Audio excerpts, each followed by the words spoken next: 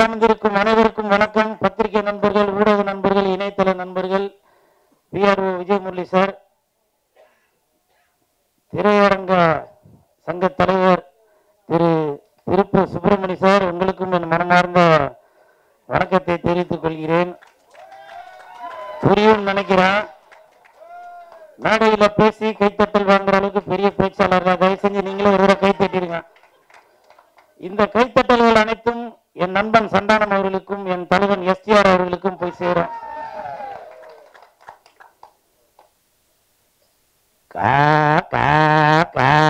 இந்த படத்தோட பேரு. இந்த படத்தோட இயக்குனர் திரு பரமன் அவர்கள் என்கிட்ட வந்து இந்த படத்தில் உங்களுக்கு ஒரு கேரக்டர் ஒன்று இருக்குண்ணா, உங்கள் கதையை உங்களோட கேரக்டரை பற்றி நான் சொல்கிறேன் அப்படின்னு சொல்லி சொன்னார். அப்போ அவர் சொன்னார், இந்த மாதிரி இந்த கேரக்டர் நான் எழுதும் போதே டக்குன்னு எனக்கு உங்கள் ஞாபகம் தான் வந்துச்சு, அதனால தான் நான் உங்களுக்கு வந்து இந்த கேரக்டர் வந்து ஸ்பெஷலாக எழுதியிருக்கேன் அப்படின்னா. அப்போ என்ன கேரக்டர் அப்படின்னா, ஒரு 45 வயசு ஆகும், கல்யாணம் ஆகாமல் காஜியில் சுற்றின்னு இருக்கிறான். 50 வயசு ஆண்டி கிடைச்சாலும் சரி, இல்லை 70 வயசு ஆவா கிடைச்சாலும் சரி, கல்யாணம் பண்ணலாம் அப்படின்ற ஒரு ஒரு ஒரு வெறியோட சுற்றுற ஒரு கேரக்டர் அப்படின்னா. அதாங்க அப்பா இதுதான் கிடைச்சிதாப்பா அப்படின்னா. இல்லைண்ணா உங்களோட இதுக்கு இது கரெக்டாக இருக்குண்ணா அப்படின்னாரு. நல்லா தான் இருந்துச்சு. இல்லைவா கேரக்டர் சொன்னேன், நல்லா இருந்துச்சு, நல்லா திருப்தியாக தான் இருந்துச்சு. ஏன்னா ஏதோ ஒரு புது டீமாக இருக்கே, எப்படி பயன்படுத்த போகிறாங்களா என்னன்னு தெரியல அப்படின்னு. ஏன்னா அங்கே ஷூட்டிங் ஸ்பாட்டில் பார்த்தீங்கன்னாக்கா நிறையா பேர் இருப்பாங்க, பெரிய நடிகை. நான் சும்மா பந்தாக்கு சொல்ல, இப்போ வெளியில் வந்து நின்னான்னா ரோட்டில் போகிற ஆடியன்ஸ்லாம் வந்து வண்டியை நிறுத்திட்டு வந்து ஃபோட்டோ கிட்ட அப்படின்னு வந்து எடுக்கிறாங்க. அப்போ நான் என்ன ஒரு எதுவும் சின்ன கேரக்டர் எதுவும் கொடுத்துருவாரு அப்படின்னு நல்ல ட்ரெய்லரில் வர அளவுக்கு, போஸ்டரில் வர அளவுக்கு கொடுத்துருக்காரு. மிக்க நன்றி மிஸ்டர் பரமன் அவர்களே, மிக்க நன்றி. அதே மாதிரி பரமன் அவர்கள் வந்து ரொம்ப சினிமா மீது ரொம்ப மோகம் கொண்டவர், அது எல்லாருமே சொல்லிட்டாங்க. இப்போ சப்போஸ் நம்ம ஜாகுவார் தங்க மாதம் ஒரு 10 கோடியை பரமன்ட்ட கொடுத்து, எவ்வா நீ சினிமாவுக்கு வேணா வேறு எதனா வேலையை பண்ணா போக மாட்டார். ஏன் போக மாட்டார் அப்படின்னாக்கா, சினிமா அவர் மீது வச்சிருக்க ஒரு நம்பிக்கை, ஒரு அசராத உழைப்பு, இதெல்லாம் நம்பி தான் இருக்கிறாரு. அதற்கு காரணம் என்னன்னாக்கா, அவரோட மனைவி தான். நான் ஷூட்டிங் ஸ்பாட்டில் பார்த்தேன், இவர் வந்து கேமரா மட்டுமே தான் பார்த்துன்னு இருப்பார். அவங்களுக்கு பின்னாடி அவங்க மனைவி தான் வந்து எல்லா வேலையும் பார்த்துட்டு இருப்பாங்க. மத்தியானம் 1 மணிக்கு சாப்பாடு வந்துருச்சா, 5 மணிக்கு டிஃபன் வந்துருச்சா, இது எல்லாமே பார்த்து, அது மட்டும் இல்லை உங்களுக்கு கூகுள் பேல பணம் வந்துருச்சா அப்படின்னு ஃபோன் பண்ணி வேற கேட்பாங்க. ஆனால் பணம் வந்துச்சுன்னா அதெல்லாம் வந்துருச்சாண்ணா. ஏன்னா இதெல்லாம் வந்து இப்போ உள்ள காலகட்டத்தில் ஏன்னா நிறைய இடத்துல அங்கெல்லாம் பணம் வராமலாம் இருக்குது, சொல்ல வரேன். அதனால் என்ன நடந்ததுன்னு சொல்லணும் இல்லையா. அதனால் உண்மையிலேயே ஒரு ஆணுக்கு பின்னாடி ஒரு பெண் வெற்றியில் இருக்கிறாங்க அப்படின்னாக்கா அதுக்கு உதாரணம் நம்ம பரமன் அவர்களும் அவருடைய மனைவி அவர்கள் தான். இதில் எந்த மாற்று கருத்துமே இல்லை. அதே மாதிரி படத்தோட தயாரிப்பாளர் சதீஷ் அவர்கள் வரலையா, அவர் வரல, வெளிநாட்டில் உள்ளவர். ஷூட்டிங் ஸ்பாட்டில் வந்து என்னை வந்து சந்தித்தார். அதாவது ஒரு வீட்டில் வந்து 3 நாளாக தொடர்ந்து ஷூட்டிங் நடக்குது. 4வது நாள் நான் அந்த வீட்டுக்கு போகிறேன். அப்போ வந்து அந்த தயாரிப்பாளர், வாங்க நல்லா இருக்கீங்களா, நான் உங்களோட ரசிகன், எங்கள் நாட்டில் எல்லாருமே உங்கள் ரசிகர்கள் தான் அப்படின்னு சொல்லிட்டு டக்குன்னு யாருக்கும் ஃபோன் அடித்து பேசினார். ஃபோன் பண்ணான்னு அவர் ஒரு 10 நிமிஷத்தில் அவரோட நண்பர் ஒருத்தர் வந்தார். உடனே அவர் வந்து, தலைவா நீங்களா, நான் உங்கள் மேலே ரொம்ப அனாதை பிரியர்கள், எங்கள் நாட்டில் எல்லாருமே நீங்கள் வந்து தெரிந்தது காரணம் வசனம் சொல்லும்போது நாங்கள் எல்லாரும் அப்படியே கத்துவோம், அந்த அளவுக்கு உங்கள் மேலே நாங்களாம் அவ்வளோ ஒரு பாசமாக இருக்கிறோம் அப்படின்னாரு. அப்போ நான் கேட்டேன், அப்பா 4 நாளாக இங்கே ஷூட்டிங் நடக்குது, ஏதா போய் ஷூட்டிங் இல்லை, அதாவது ப்ரொடியூசர் சொல்ல, நான் இவனை வந்து 3 நாளாக கூப்பிட்டேன், அவன் வரமாட்டேன்னுட்டான், நான் நீங்கள் வந்திருக்கீங்க, கூல் சுரேஷ் வந்திருக்காரு, தலைவா நீங்கள் வந்திருக்கீங்களா அப்படின்னு நான் உடனே கிளம்பி வந்துட்டேன் அப்படின்னாரு. இது சத்தியமா நான் வந்து ஒரு இதுக்காக சொல்லவில்ல, உண்மையிலேயே பிஆர்ஓ விஜயமுரளி சார் மேல சத்தியமா அது உண்மை நடந்தது. இந்த படத்துல நான் நடிக்காட்டியும் கூட நான் அவ்வளவு குரல் கொடுத்தேன்னா அது வந்து அப்ப கூட நீங்களா புரிஞ்சுக்கல. இன்னும் நான் பெருமையாக சொல்றேன், அந்த படத்திற்கு கங்குவா படத்திற்கு அவ்வளவு விமர்சனம் வந்த பொழுது நான் தான் முதலாக குரல் கொடுத்தேன். அதன் பிறகுதான் ஜோதிகா மேடம் வந்து குரல் கொடுத்தாங்க, சில தயாரிப்பாளர்கள் குரல் கொடுத்தாங்க. ஆனா கஜா நான் போட்டது அந்த படத்துல அவ்வளவு பேரை நடிக்க வச்சிருக்கீங்களா, ஒரு பராச்சம் யாருல குரல் கொடுத்துருக்காங்களா? இல்ல. உண்மைதானே சார்? யாருல குரல் கொடுத்தாங்களா? இல்ல. ஆனால் அந்த உள்ள நடிகர்களுக்கு நீங்க என்ன பண்ணிருப்பீங்க, அது வந்து ஒரு பொறாமலே ஒரு வைத்தியத்திலே சொல்லவில்ல. அந்த உள்ள நடிகர்களுக்கு நீங்க வந்து கேரவன் போட்டு கொடுத்து, பிளைட் போட்டு கொடுத்து, ஹோட்டல்ல ரூம் போட்டு எல்லாமே ஜாம் பண்ணி கொடுத்தீங்க. நீங்க சம்பளம் வாங்கின அந்த கம்பெனியில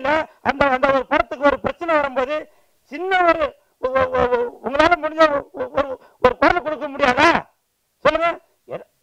ஏன் குரல் கொடுக்க முடியாதுன்னா எலிச்சவாயன் கூல் சுரேஷ் இருக்கான், எவனா வேணாலும் வாங்கிப்பான், அப்படிதானே? இப்பவும் சொல்றேன், உண்மையிலேயே நிறைய டேரக்டருங்களுக்கு தெரியும், ஆமாப்பா கூல் சுரேஷ் உண்மைதான் அவர் சொல்றதெல்லாம் அப்படின்னு அவங்க எல்லாத்தையும் மைண்ட்ல ஏற்றிட்டு நேராக தெலுங்குலேருந்து 4 நடிகரை கூட்டிகிட்டு வருவாங்க, மலையாளத்துலேருந்து 4 நடிகரை கூட்டிகிட்டு வந்து நடிக்க வைப்பாங்க. இன்னொரு விஷயம் என்னன்னா, என்னதான் நம்ம வந்து கோடிக்கணக்கில் போட்டு வீடு கட்டி வச்சிருந்தாலும் அந்த வீட்டுக்கு வந்து திருட வராம பாதுகாத்து வைக்கிறது வாட்ச்மேனுங்க.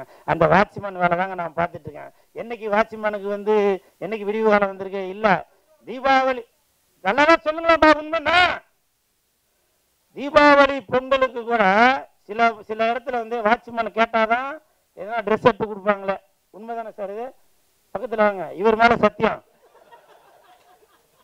இதெல்லாம் வந்து நான் எதுக்கு சொல்றேன்னா, எனக்கு வாய்ப்பு கொடுங்க அப்படின்னு சொல்லவில்ல.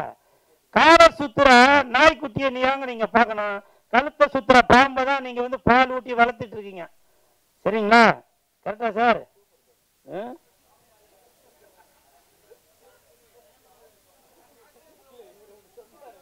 என்ன சொன்னது? சரி, அப்ப பேசின போதும்ல, எல்லா பாயிண்டையும் போடுங்க, இதை மட்டும் என்னவா போதும்பா போதும்.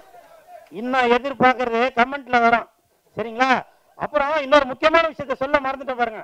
கங்குவா படத்துக்காக நான் வந்து பேசுறது எல்லாத்துலயும் மில்லியன் கணக்கில் போயிருக்கு வீடியோஸ் வியூஸ் எல்லாமே. இப்பவும் சொல்றேன், சார் மேல சத்தியமா சொல்றேன், இப்ப வரைக்கும் நான் கங்குவா படம் பார்க்கல. அது எல்லாம் தெரிஞ்சுக்கங்க. என்ன திட்டுற ரசிகர்களே, இன்னமும் நான் கங்குவா படம் பார்க்கல. ஏன்னா உங்களை விட கோபம் வந்து எனக்கு அந்த படத்தின் மீது உண்டு. காரணம் என்னன்னாக்கா, அந்த நான் படம் பார்த்தாக்கா, ஆகா அந்த கேரக்டர்ல நான் நடிச்சிருக்கலாமே, இந்த கேரக்டர்ல நான் நடிச்சிருக்கலாமே அப்படின்னு எனக்குள்ள அந்த ஒரு ஆதங்கம் வந்துவிடக் கூடாது. வந்தா மனிதனோட சூழ்நிலை எப்படி வேணா மாறலாம் இல்லையா, அப்படி மாறக்கூடாது என்பதற்காக தான் அந்த படத்தை பார்க்காமலேயே அந்த படத்திற்கு நீங்க வந்து பல கலவான விமர்சனங்கள் வந்தாலும் ஆபாசமாக பேச வேண்டாம் என்பதை சொல்லியிருந்தேன். அப்புறம் அதுக்கு முன்னாடி இன்னொரு சூர்யா சார் படம் இதுல வந்துருந்துச்சா, ஜெய்பீம், அந்த படமும் நான் பாக்குறேன்ப்பா. சரியா? அதனால அந்த படத்தையும் இந்த படத்தையும் கம்பேர் பண்ணி என்ன வந்து நடுத்தூர்ல இழுத்து விட்டாதீங்க. சரிங்களா? அதனால தயவு செஞ்சு அப்புறம் ஒரு நீங்க இந்த யூடியூபர்ஸ் அதோன்னு சொன்னீங்களாப்பா, தேட்டருக்கு ஆளுங்க வர்றதில்லை அப்படின்னு. அதெல்லாம் வந்து தயாரிப்பாளர்கள், பணம் போட்டவங்க, இயக்குனர் கஷ்டப்பட்டு படம் பண்ணவங்க, அதனால பெரியவங்கெல்லாம் கூடி பேசி அதுக்கு ஒரு முடிவு கட்டுவாங்க. சரிங்களா? என்னை வாழ்த்தி பேசிய என் நண்பன் லொல்லு சபா ஜீவா அவர்களுக்கு, லொல்லு பேர் சொல்ல வேணாம்னு சொன்னாங்க. உண்மையிலேயே லொல்லு சபால நடிக்கிறதுக்கு அந்த லொல்லு உடம்பு ஃபுல்லா இருந்தாதான் அந்த அந்த கேரக்டரை வந்து பண்ண முடியும். ஜீவா மட்டுமல்ல, அந்த லொல்லு சபால நடித்த அனைவருமே வந்து இன்னைக்கு வந்து எங்க போனாலும் ஒரு பெரிய நடிகர்களுக்குள்ள அந்த மதிப்பும் மரியாதையும் இந்த லொல்லு சபால நடிக்கிறவங்களுக்கு உண்டு. அந்த விதத்தில் இன்னைக்கு வந்து பெருமையோட உட்கார்ந்துருக்கான் என் நண்பன் ஜீவா அவர்களுக்கும் என் மனமார்ந்த நன்றியை தெரிவித்துக் கொண்டு, நன்றி. அப்புறம் ஜாகுவார் தங்க மாஸ்டர், நான் இவ்வளவு நாள் அவர் வந்து மாஸ்டரா தான் பார்த்துட்டு இருக்கேன். இப்ப கடந்த ஒரு 2 மாசமா சித்த வைத்த சிகாமணியா பார்த்துட்டு இருக்கேன். நன்றி மாஸ்டர். என் வீடு பக்கத்துல வந்து ஒருத்தங்களுக்கு கல்யாணம் 10 வருஷம் ஆகுது, அவங்களுக்கு குழந்தை இல்லை. அப்புறம் அதுல இருந்து இன்னும் 2 வீடு தெளிவாங்க, கொஞ்சம் அவங்களுக்கு பக்கவாதம் அவங்க உள்ளவங்களா இருக்காங்க. நீங்க அடுத்த வீடியோல அந்த மாதிரிலாம் பேசி மக்களுக்கு வந்து நல்ல ஒரு விழிப்புணர்வு கொடுக்கணும் அப்படின்னு நான் நினைக்கிறேன் மாஸ்டர். அப்புறம் முக்கியமா அந்த வேஷ்டியில லங்கட்டா மாதிரி அப்படி கட்டின்னு அப்படி தலைகீழ நிக்கிறீங்களா, அதெல்லாம் எப்படி அப்படின்றத வீடியோ எடுக்கிறாங்க, அது ஃபர்ஸ்ட்ல இருந்தே எடுங்க. அவர் கட்டினதுக்கு அப்புறம் வந்து தான் காட்டுறீங்க, அவர் கட்டுறதுக்கு முன்னாடியே காட்டுங்க.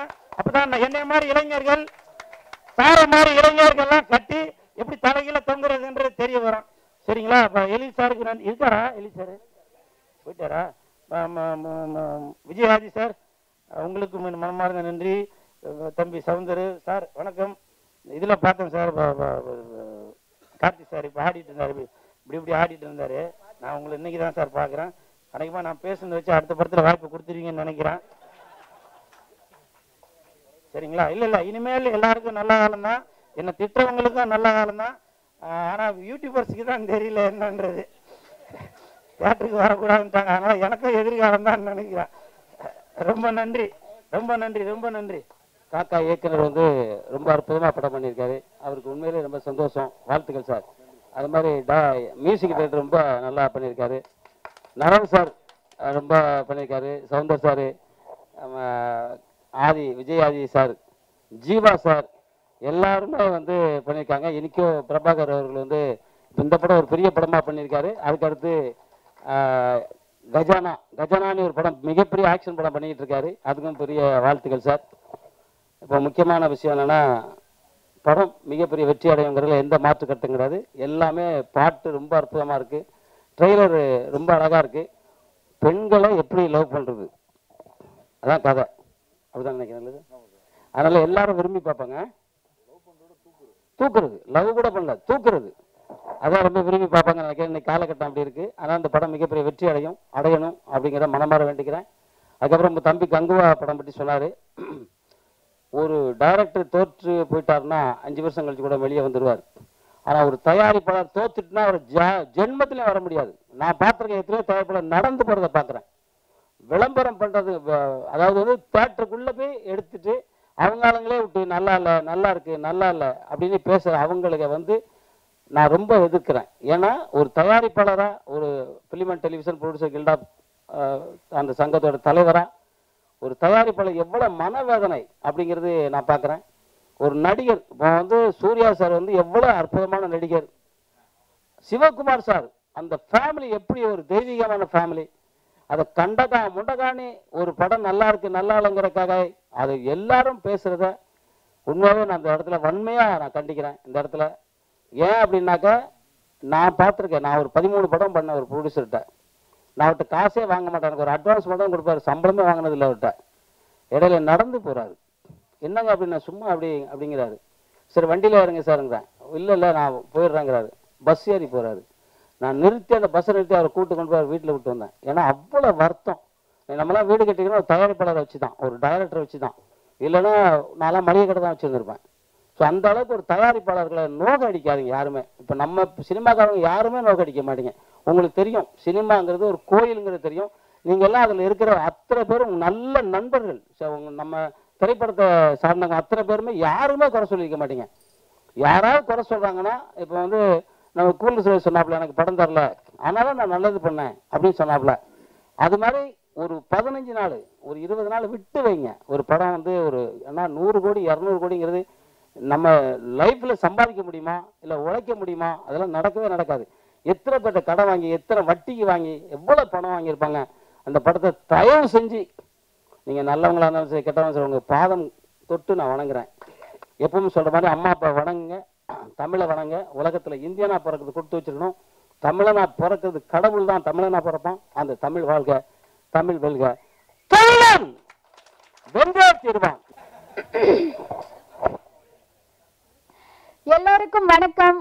வந்திருக்க மீடியாவுக்கும் நம்ம சினிமா உலகத்துக்கும் டைரக்டர் சார் அண்ட் வந்து ப்ரொடியூசர் சார், மற்றபடி பார்த்தீங்கன்னா ஆக்டர் எல்லாத்துக்குமே நான் வந்து என்னுடைய வணக்கத்தை நான் வந்து தெரிவிச்சுக்கிறேன். ரொம்ப சந்தோஷமா இருக்கு இந்த காக்கா படத்தில் நடிச்சது. ரொம்ப ரொம்ப சந்தோஷமா இருக்கு.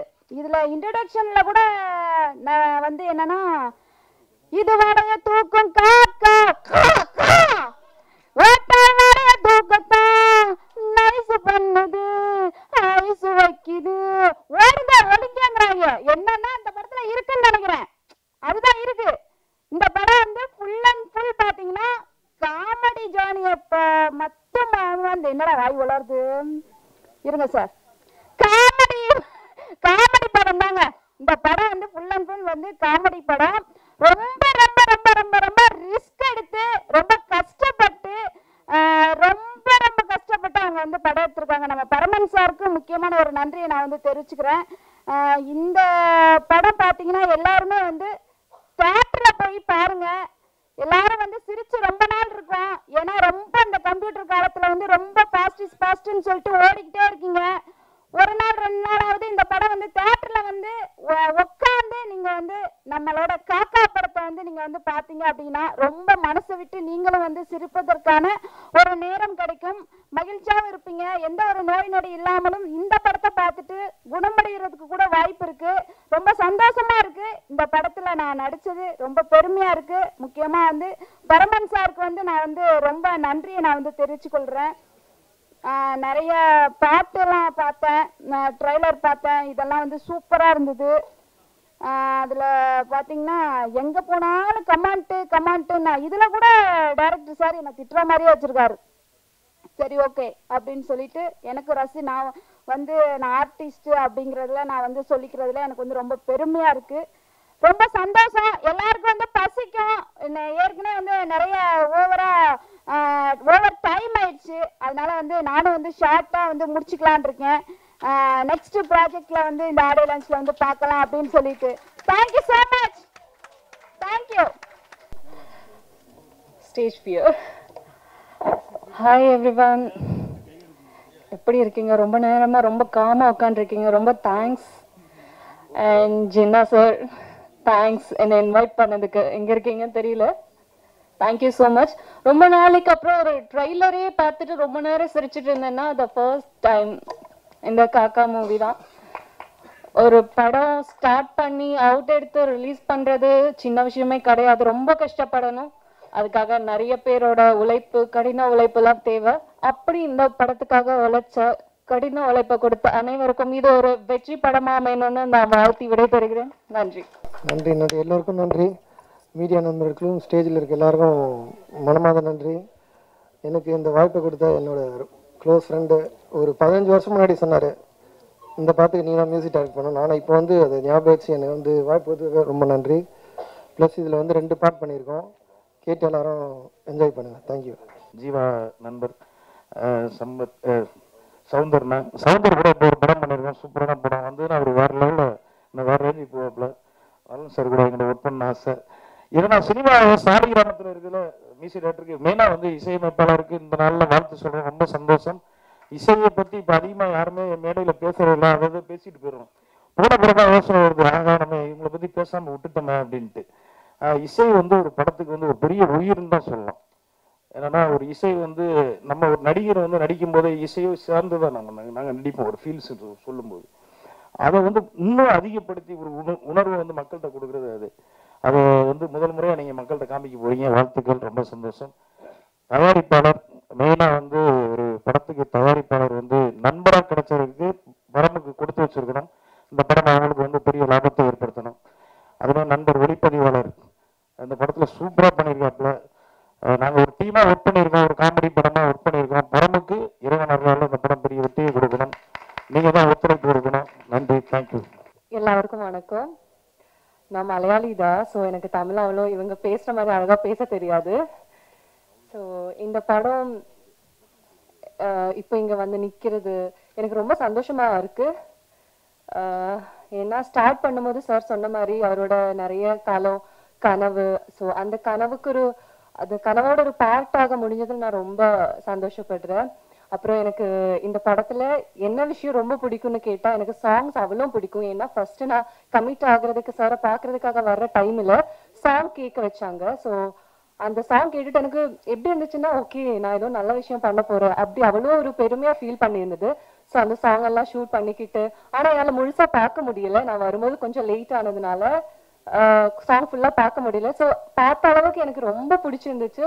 ஸோ ஒரு படத்தோட பார்ட்டாக முடிஞ்சதுல ரொம்ப சந்தோஷம். அப்புறம் கூட ஆக்ட் பண்ண இனிகோ சார், தன்யா, சென்ராயன் சார் எல்லாருமே நான் ஒவ்வொரு பர்சனோட பேர் எடுத்து சொல்லலை. எல்லாருமே ரொம்ப சப்போர்ட்டிவாக இருந்துச்சு. இப்போ நம்ம ஏதாவது ஒரு இடத்துல மீன்ஸ் ஏதாவது ஒரு தப்பு பண்ற இல்லைன்னா இப்படி பண்ண அப்படி பண்ணணும்னு சொல்லி கொடுக்கறதுக்கு ஒரு மென்டரா அவர் இருந்துச்சு. So Paraman sir and producer அவங்க எல்லாருக்குமே ரொம்ப தேங்க்யூ ஸோ மச். இங்க வந்த எல்லாருக்குமே தேங்க்யூ ஸோ மச். ரெண்டாவது இந்த விழா மேடையில் இருந்து வந்திருக்கும் நண்பர்கள் அனைவரையும் பார்க்குறப்ப ரொம்ப உண்மையிலே ரொம்ப சந்தோஷமான ஒரு விஷயமா இருக்கு. இந்த படத்தோட ஹீரோ இணைய பிரபாகர் ஒரு அற்புதமான மனிதன். டைம் எல்லாருக்குமே ஒரு டைம் இருக்கு. கண்டிப்பாக நீங்கள் ராக் பண்ணுவீங்க நிச்சயமா. கூல் நண்பர் கூல் சுரேஷ் என்னோட ஆரம்ப படங்கள்லேருந்து பண்ணிட்டு இருக்காரு. உங்கள் நல்ல மனசுக்கு என்ன எந்த படத்தோட ப்ரமோஷனுக்கு நீங்கள் நிற்கிறீங்க, உங்கள் படத்தோட ப்ரமோஷன் கண்டிப்பாக பெருசாக வெற்றி அடையும். வாழ்த்துக்கள். சென்றாயன் அவர்கள் பெரிய வில்லன் காமெடி ரெண்டு கான்ட்ராஸ்ட் ரோல் பண்ணுறது சாதாரண விஷயம் கிடையாது. வாழ்த்துக்கள். ஹீரோயின் ரொம்ப நல்லா இருக்காங்க. 2 ஹீரோயின் நடிச்சா ஒருத்தவங்க தான் நல்லா இருக்காங்க. வாழ்த்துக்கள். அண்ணன் ஜாகுவார் அண்ணன் என்னோட படத்துக்கு ஒரு ஃபைட் பண்ணியிருப்பாப்புல. ஒரு பைக் ஜம்ப்பு சும்மா ஒரு 10 அடி போனோம். நான் சொன்னேன், என்ன 10 அடி போனோம், ஆள் இருக்கான்னு கேட்டுட்டு இருந்தேன். பொண்ணு பிரச்சனை இல்லை போங்க அப்படின்ட்டாரு. ஆனால் எம்ஜிஆர் நகர்லேருந்து ஒருத்தர் கூப்பிட்டு வந்தார். அவர் வந்ததுலேருந்து பாட்டுக்கு எங்கேயோ படுத்து கிடந்தார் அந்த பையன் ஃபைட்ரு. இது என்னடா 10 அடி போவோமா 2 அடி போவோமா பைக் எந்திரிக்குமான்னு எனக்கு டவுட்டாகவே இருந்தது. இருந்தாலும் வந்து அவர் பாக்ஸ் எடுக்கிறது பார்த்தா ரொம்ப தூரத்துக்கு அடிக்க வைக்கிறாரு. இது எதுக்கு இவ்வளோ தூரத்துக்கு ஒரு பாக்ஸ் எடுக்கிறாரு அப்படின்னு சொல்லி எனக்கும் புரியல. ஆனால் கேமராமேன் மாத்திரம் உஷாராக கொஞ்சம் லாங்லாம் வச்சு கொஞ்சம் 2-3 ஒயிட் ஷாட் வச்சுட்டான். வந்து அடிச்சான் பாருங்க, கிட்டத்தட்ட ஒருத்தனை வர வேறதுக்கு போயிட்டான் அந்த பையன். மிரண்டு போயிட்டான். அந்த மாதிரி யாராருக்கு என்ன தெரியும் அப்படிங்கிறது அண்ணனுக்கு தெரிஞ்சிருக்கு இந்த சினிமாவில் இந்த அனுபவத்தில் வச்சுருக்காங்க. நிறைய பேர் இது எப்பவுமே நடந்துட்டு இருக்கோம். நிறைய பேர் நேற்று கூட நான் ஆந்திரா கிளப் போயிருந்தேன். அங்கே ஒரு மேனேஜர் பார்த்துட்டு யாருன்னு கேட்டாரு, நீங்க நடிகர் மாதிரியே இருக்கேன். எனக்கு ஒரு பிரச்சனை, கெட்டப் வேற மாத்திட்டே இருந்தா எல்லாருக்குமே ஒரு டவுட் வந்துட்டே இருக்கும். நீங்க நடிகரான்னு கேட்பாங்க. ஆமான்னு சொல்லுவேன். என்ன படம்னு கேட்டா சுந்தரபாண்டியன் தான் முதல் சொல்லுவேன். சுந்தரபாண்டியன் ஒரு படம். ஆமா அந்த பொண்ணை லவ் பண்ணீங்கல்ல அந்த பஸ்ல வந்து இனிகோ பிரபாகர் தானே. இந்த மாதிரி நிறைய வாட்டி என்ன கேட்டிருக்காங்க. அவர்கிட்ட போய் சவுந்தரராஜான்னு கேட்டிருக்காங்க. எங்க 2 பேருக்கு பெரிய சண்டை வந்துட்டே இருக்கு. நான் கேட்பேன், எங்க அவரு எவ்வளவு அழகா இருக்காரு, நான் எவ்வளவு வேற மாதிரி இருக்கு, என்ன போய் அவரோட சொல்லிட்டு இருக்கீங்க. சொல்லுவேன். சில பேர்கிட்ட வந்து நான் அந்த காம்ப்ளிமெண்ட் ஒத்துக்குவேன். நேற்று ஒத்துக்கிட்டேன், ஆமா நான் அங்கே இனிகோ பிரபாகர் அப்படின்னு. ஸோ அந்த அளவுக்கு என்னுடைய நண்பன். நாங்கள் சுந்தரபாண்டியன்ல சசிகுமார் அண்ணா, விஜய் சேதுபதி, இனிகோ பிரபாகர், அப்புக்குட்டி எல்லாருமே நாங்கள் ஒன்றா வேலை பார்த்தோம். அப்போ வேலை பார்த்ததுலேருந்தே எனக்கு நிறைய அனுபவங்கள் இனிகோ கூட. எனக்கு அது முதல் படம். எனக்கு வந்து ஒரு நடிப்பை பற்றினா ஒரு ஆழமான சிந்தனை இல்லாத ஒரு படம், ஆர்வம் மட்டுமே இருந்த ஒரு காலகட்டம். டயலாக் பேசினா போதும் நடிப்புன்னு நினச்சிட்டு இருந்தேன், ஆர்வம் மட்டுமே. அப்போ எங்களுக்கு டயலாக் கொடுத்து அந்த டைம்ல வந்து எஸ்ஆர் பிரபாகரன் வந்து ஒரு தொணக்கால மிஸ் பண்ணா கூட திட்டுவார். அவர் எழுதின டயலாக்ல ஏதாவது ஒரு சின்ன மாற்றம் இருந்தாலும் பயங்கரமா திட்டுவார். அந்த ஒரு பயமே இருந்துட்டு இருக்கும். இனிகோ பிரபாகரும் எஸ்ஆர் பிரபாகரனும் நல்ல நண்பர்கள். அவங்க 2 பேர் மட்டும் எப்ப பார்த்து க்ளோஸா பேசிட்டே இருப்பாங்க. இருந்தா கூட அவர் ஒரு சீனை எடுத்துட்டு அந்த சீனை எடுத்துட்டு அவர் எடுக்கிற டெடிகேஷன் இருக்குல்ல, நான் என்ன பண்ணுவேன்னா மக்கப் பண்ணிடுவேன். அந்த சீனை டைலாக் மனப்பாடம் பண்ணிடுவேன். நான் ஜாலியாக நம்பர்ல இருப்பேன். இவர் வந்து ஒரு சின்ன டைலாக்கா இருந்தாலும் அதுக்குள்ள போய் இதுக்குள்ள என்ன மூட் இருக்கு, இதுக்குள்ள எந்த சென்ஸ் இருக்கு, நான் அவர் பேசிட்டே இருப்பேன். எனக்கு ஒண்ணுமே புரியாது, யாரையும் அது நம்ம வளர்கிட்டே இருக்க. அப்பதான் நீங்க அப்புறம் தெரியும் எனக்கு. நானும் விஜய் சேதுபதி மட்டும்தான் ஃப்ரெண்ட்ஸ். அப்போ ஷார்ட் ஃபிலிம்ல இருந்து நாங்க பெஸ்ட் ஃப்ரெண்ட்ஸ். அப்போ இனிகோ பார்த்துட்டு இருக்கும்போது அவ்வளவு வேலை. எங்க கூட உட்காந்து கொஞ்ச நேரம் பேசினா கூட மீதி பேப்பர் எடுத்து போயிடுவாரு. அந்த மூட்லயே இருப்பாரு. So very very dedicated. இன்ன வரைக்கும் சினிமா மட்டுமே நேசிச்சுட்டு சினிமா மட்டுமே பார்த்துட்டு இருக்காரு. எனக்கு நான் பல வாட்டி அவர்கிட்ட நான் சொல்லுவேன், தலைவா நீங்க கண்டிப்பா ஜெயிப்பாரு, அதுல மாற்று கருத்து கிடையாது. எல்லாத்துக்குமே சினிமா ஆரம்ப காலகட்டத்தில் ஜெயிச்சிடலாம், இல்ல மிடில் ஜெயிக்கலாம், இல்லாட்டி எண்டு விக்ரம் சார் மாதிரி ஒரு டைம்ல ஒரு பீரியட் ஆஃப் டைமுக்கு அப்புறம் ஜெயிக்கிறதுக்கான வாய்ப்பு இருக்கு. இன்னைக்கு நண்பர் சூரி கருடன் வந்து மிகப்பெரிய ஒரு ஆக்ஷன் ஹீரோவா ஜெயிச்ச மாதிரி இனிகோ பிரபாகர் கண்டிப்பாக ஒரு மிகப்பெரிய ஒரு ஹீரோவா கண்டிப்பா ஜெயிப்பாருன்றதுல நம்பிக்கை எனக்கு பெரிதும் இருக்கிறது. அதுக்கு இந்த படத்துக்கு நீங்க பத்திரிகையாளர்கள் என் நண்பன் இனிகோவுக்கு நீங்க கொடுக்குற சப்போர்ட்டை விட கொஞ்சம் எக்ஸ்ட்ரா கொடுக்கணும்னு உங்களுக்கு தாழ்மையா கேட்டுக்கிறேன். ஏன்னா எங்கள் ஜேர்னி எப்படின்னா, நான் முதல்ல ஷார்ட் ஃபிலிம் பண்ணும்போது ஒரு ஷார்ட் ஃபிலிமில் சில வார்த்தைலாம் தேவைப்பட்டுச்சு. அப்போ வந்து எனக்கு ப்ரொடக்ஷன் ஸ்டைலில் சப்போர்ட் பண்ணுற இபுன்னு இருந்தார். இபுவோட ஃப்ரெண்டு பரமன். அவங்க ஆஃப் வந்து என்னோட ஒர்க் பண்ணுவாங்க, டைரக்ஷனில் ஹெல்ப்லாம் பண்ணுவாங்க, ஃப்ரெண்ட்லியாக பண்ணுவாங்க. அப்போ அந்த வார்த்தை இப்படி ஒன்று தேவைப்படுது, கடைச்சா எடுக்கலாம் அந்த சீன் அப்படின்னு சொன்னேன். அது எங்கேருந்தோ கஷ்டப்பட்டு எப்படியோ ஸ்பாட்டு கொண்டாந்தார். வார்த்தை 4 வார்த்தை கொண்டாந்தார். அதை வச்சு ஒரு சின்ன ஒரு காமெடி பிட் எடுத்தோம். அது எனக்கு ரொம்ப ஆச்சரியமாக இருந்துச்சு. ஏன்னா ஸ்க்ரீனில் அவர் வரக்கூட இல்லை. ஸோ அவங்க ஆக்டிங்லாம் ட்ரை பண்ணுறாங்க தெரியும். பட் இருந்தாலும் அதை தாண்டி ஏதோ ஒரு டைரக்டர் ஒரு ஷார்ட் ஃபிலிம் எடுக்கிறான், ஸோ அவனுக்கு தேவைப்படுது அப்படிங்கிறதுக்கு ஒரு எக்ஸ்ட்ரா அது பெரிய மெனக்கடல் பண்ணி ரொம்ப தூரம் போய் இங்கே வந்து எடுத்துகிட்டு வந்தாங்க. அது இறந்துடக்கூட கூடாது, அது டக்குன்னு செத்துரும் அது வெயிலில் இருந்தால் அப்படின்னு சொல்லி பெரிய மெனக்கடல் பண்ணி எடுத்துகிட்டு வந்து எனக்கு ரொம்ப ஆச்சரியமாகவும், அப்போ அவங்க வேறு மாதிரி இருக்காங்க, நல்ல கேரக்டரோடு இருக்காங்க அப்படின்னு என் மைண்டில் பதிஞ்சிருந்துச்சு. அப்புறம் ரொம்ப ரெகுலராக அப்பப்போ மீட் பண்ணுவோம், நண்பர்களை தான் மீட் பண்ணுவோம். அப்புறம் நான் அடுத்தடுத்து படங்கள் பண்ணிகிட்டு இருப்பேன். அப்பப்போ ஹாய் சொல்லுவாங்க, பார்ப்போம். அப்புறம் காது நடந்து போனப்போ டைரக்ஷன் டிபார்ட்மெண்ட்டில் இன்ட்ரெஸ்டாக இருக்கேன் சார், பண்ணலாம் அப்படிலாம் பேசிகிட்டு இருக்கும்போது சரி வாங்க. ஆனால் நான் அது ஏன்னா அதுக்கு முன்னாடி இவரோட நாங்கள் கதை சார்ந்தோ இல்லை வேறு சார்ந்த டெக்னிக்கல் சார்ந்தோ பேசினதில்லை.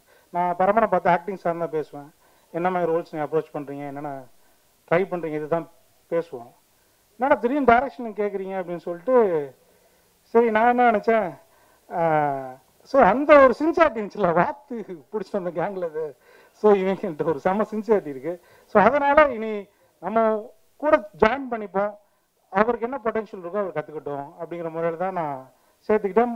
மெயினாக கூட ஆக்டர்ஸை மேனேஜ் பண்ணுறது, ஆக்டிங்கில் உள்ளவங்களை பார்த்துக்கிறது, இதுதான் பரமன் பண்ணிக்கிட்டு இருந்தார்.